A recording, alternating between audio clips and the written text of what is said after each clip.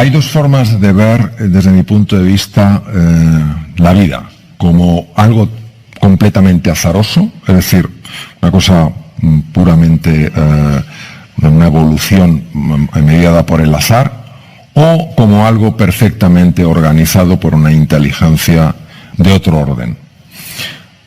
Para mí, en mi vida personal, el considerar y el vivir conectado con una vida que quiere lo mejor para mí me ha ayudado muchísimo a pasar de una forma distinta episodios duros. Entonces, lo que normalmente en el mundo de la pura evolución, lo que se llama el materialismo, que no es la negación de lo material, es que todo se justifica desde la materia, donde el materialismo se queda corto, a mí me parece que la trascendencia nos abre. Para el materialismo puro sería una casualidad, desde la otra dimensión sería una causalidad. Si yo me enfrento a lo que me está pasando y activo la amígdala, seré mucho más incapaz de resolverlo. Si yo acepto esta realidad que esconde una lección que de momento no veo y me abro a aprender la lección, yo mantendré, estoy hablando a nivel puramente biológico, mantendré mis zonas anteriores del cerebro plenamente operativas y podré navegar mucho mejor. No es fácil, nada fácil mantener la calma si inmediatamente no tomas el control de tu foco. Inmediatamente tu foco tienes que dirigirlo a la solución. O sea, nada de buscar chivos expiatorios, nada de buscar culpables. ¿Dónde está la solución? Entonces, el foco es rapidísimo cuando tú tomas control en ese sentido. Entonces, ¿a dónde llevo yo el foco? El foco siempre a ganar, nunca a no perder. El foco a la solución, no al problema. El problema ya sabes que está.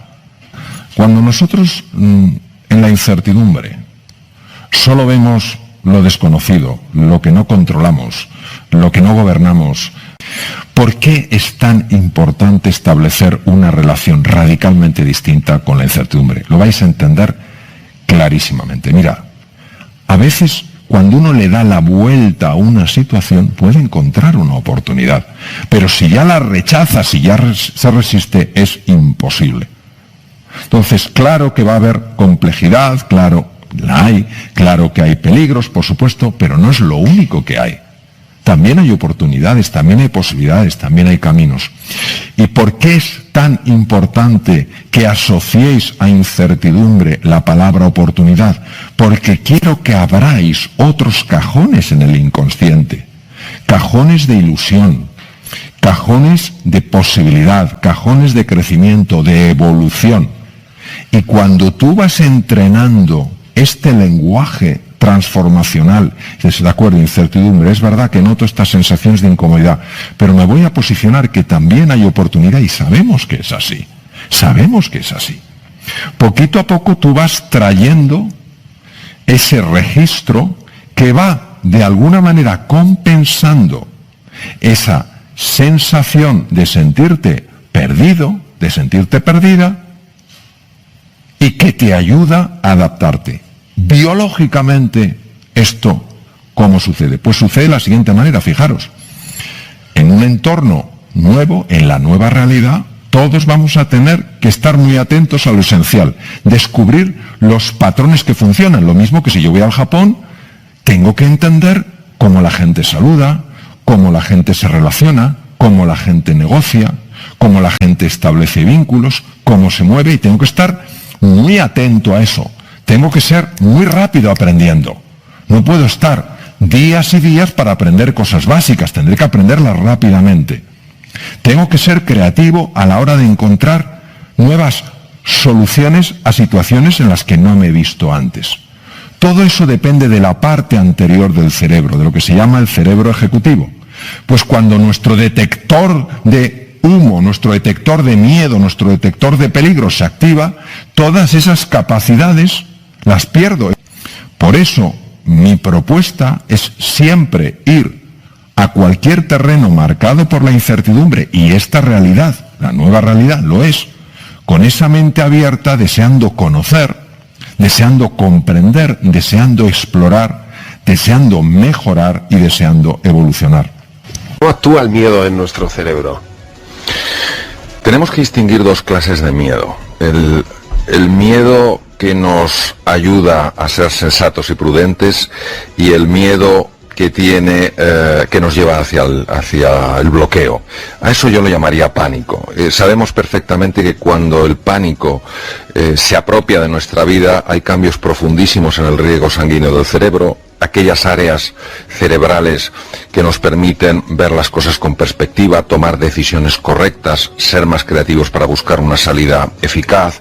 Esas áreas son profundamente bloqueadas. Se sabe perfectamente que hay una zona del cerebro, la zona prefrontal izquierda, que se puede trabajar, que se puede educar, que se puede entrenar y que es capaz de mantener a raya esos núcleos amigdalinos, mantener a raya la amígdala, para que no se dispare de una forma inadecuada o para que no se dispare con demasiada intensidad. La forma de entrenar el área prefrontal izquierda está ya muy definida. Por ejemplo, una de ellas es el organizar tu tiempo. Dedicar los 10 primeros minutos del día a decidir qué va a ser lo prioritario para ti, para no verte luego inmerso en un montón de cosas que te están robando la paz.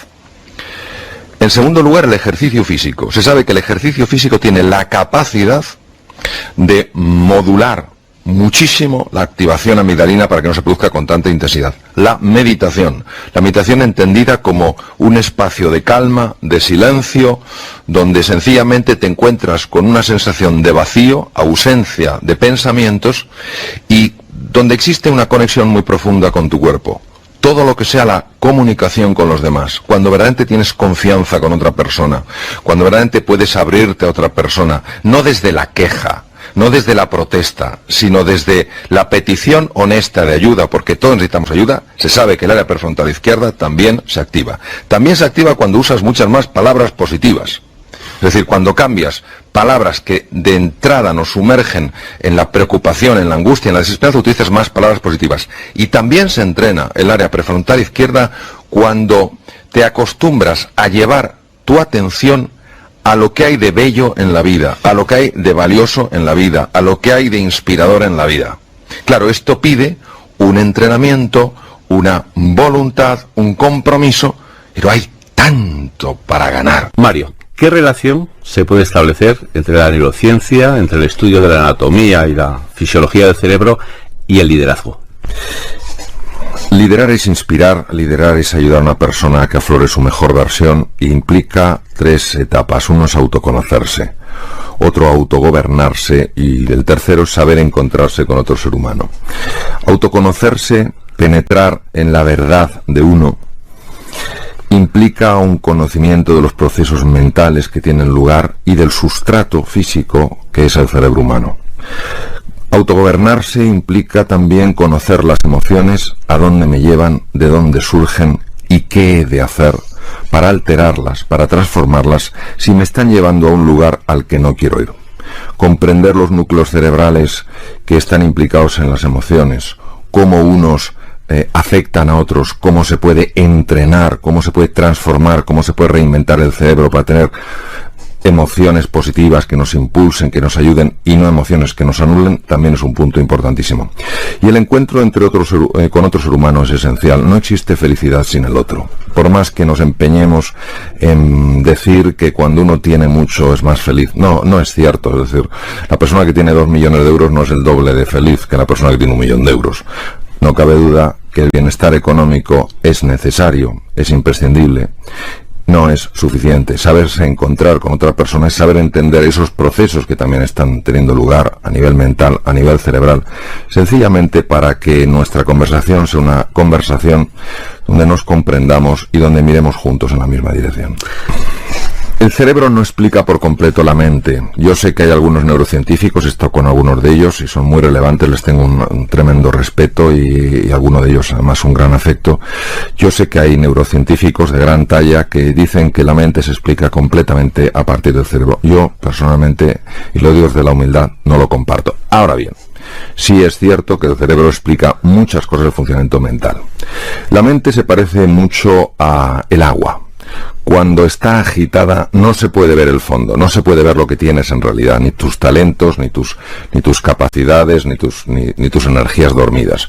Y solo cuando la mente se calma, Es como ese agua que también al calmarse permite ver lo que hay en el fondo.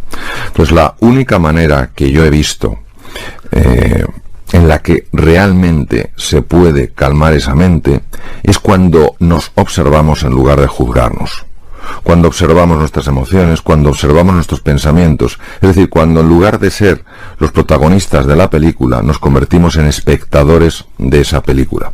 Solo cuando uno tiene una distancia de perspectiva puede conseguirse que esa mente se calme. Si no, como dicen muchos filósofos orientales, muy duchos en el conocimiento de la mente, es como a mí me gusta más el ejemplo del agua, pero bueno, ellos dicen que es como un mono agitado en una jaula, no hay manera de pararle. La mente tiene dos formas, la forma agitada y la forma calmada. A la forma calmada a mí me gusta llamarla consciencia, que es el darse cuenta. Y a la mente agitada me gusta llamarla la mente confusa, la mente que enjuicia. Entonces, más que la no mente, es la mente tranquila. ¿Qué ocurre? Que se utiliza el concepto no mente porque para llegar a esa mente tranquila hay que penetrar en el silencio. Y la mente agitada no soporta el silencio. La mente agitada solo quiere que estemos constantemente pensando y constantemente moviéndonos. Ese momento donde tú te paras, reflexionas y tocas el silencio, no es que estés en el mundo de la no mente, estás en el mundo de la no mente agitada y entras en el mundo de la mente tranquila, lo que se llama el self-awareness o lo que es la conciencia, y ahí tienes una visión mucho más profunda de las cosas. Hay una diferencia entre saber algo y saber hacerlo. El aprendizaje no es saberlo, el aprendizaje es saber hacerlo. ¿Por qué hay esta diferencia entre saber y saber hacerlo? Porque el saber corresponde a la mente consciente, entendido la mente consciente en un sentido muy físico, muy neurológico. Es decir, bueno, intelectualmente entiendes algo, intelectualmente lo sabes. Cuando ese conocimiento se convierte en comprensión profunda, ya no es parte de lo que sabes, es parte de lo que eres. Y efectivamente, para que eso sea así, tiene que ser recogido, asimilado, digerido por una parte que está más allá de la conciencia ordinaria y que en términos generales se llama inconsciente o subconsciente. Bien, no podemos decir el número de datos que procesa el inconsciente. No lo podemos precisamente por eso, por lo escurridizo que es. Sí, obviamente teniendo en cuenta la cantidad de información que le tiene que llegar por los sentidos y la forma tan rápida en la que procesa, de tal manera que tenemos una reacción inmediata ante un peligro, etcétera, no cabe duda que el número de datos que procesa tiene que ser absolutamente fabuloso. ¿Cómo sacar partido al inconsciente? Vamos a ver, para poder sacar partido al inconsciente hay que ser capaz de influir en el inconsciente. Los sistemas para influir en el inconsciente son diferentes de los sistemas para influir en el consciente. Al inconsciente solo se le influye, al menos desde mi conocimiento, desde mi experiencia, de dos formas: o con imágenes o con emociones. Cuando usamos la imaginación y las emociones de una forma conjunta, el inconsciente siempre lo recoge. Es decir, al inconsciente no se llega con conocimientos, se llega con experiencias. Si en una clase se está transmitiendo un concepto, por ejemplo, el concepto de la importancia de la escucha, y dedicas 2 horas a explicar el concepto, la persona puede conocerlo perfectamente, salir de ahí y escuchar igual de mal que escuchaba antes. Pero si se genera en esa clase una experiencia en la que las emociones, las imágenes, de alguna manera se conecten y esa persona tenga una experiencia de lo que es escuchar y sentirse escuchado, cuando esa persona sale de ahí, ya lo tiene incorporado, ya lo vive. No cabe duda que los viejos patrones que dificultan que escuchemos van a intentar que eso se convierta en una experiencia fugaz. Es ahí, desde esa primera experiencia potente, muy intensa de la importancia de la escucha, cuando uno tiene que hacer un trabajo constante, pequeño, más diario, para ir afianzando eso. Porque sabemos que a nivel físico son circuitos neurales. Se abren nuevas conexiones, se generan también nuevas conexiones entre las neuronas, pero para que esas conexiones se mantengan estables, para que se afiancen, hay que hacer un trabajo constante, un trabajo sostenido, una vez que se ha descubierto, porque se ha vivido, la importancia de eso que se ha aprendido. El dominio de la atención puede ser incluso más importante que la inteligencia que una persona tenga. Saber concentrar la atención en lo relevante y alejarse de tontunas y de distracciones es lo que permite realmente que el aprendizaje tenga lugar. La atención hay varias formas de cultivarla. Es un entrenamiento diario. Una de las formas más potentes que se ha encontrado es lo que se llama mindfulness o atención plena. El mindfulness sencillamente es que tu atención deje de estar atrapada con esa jaula de grillos que son nuestros pensamientos automáticos y se concentre en una parte del cuerpo, la que sea, la respiración, la pierna, el dedo, lo que quieras. Este ejercicio de la atención es muy importante y ayuda muchísimo en la vida. Segundo tema es efectivamente el tema de la nutrición. Daré eso una pincelada por temas de tiempo. El cerebro solo puede consumir, salvo periodos de ayuno muy prolongado, que son rarísimos, solo puede consumir glucosa y oxígeno. La glucosa hay que dársela al cerebro de una forma continua, no a golpes, no tomarse 27 croissants por la mañana, no sé cuánto por la comida y tal la cena. Hay que comer entre 5 o 6 veces y fundamentalmente hidratos de carbono que liberen el azúcar de una forma progresiva, no en picos.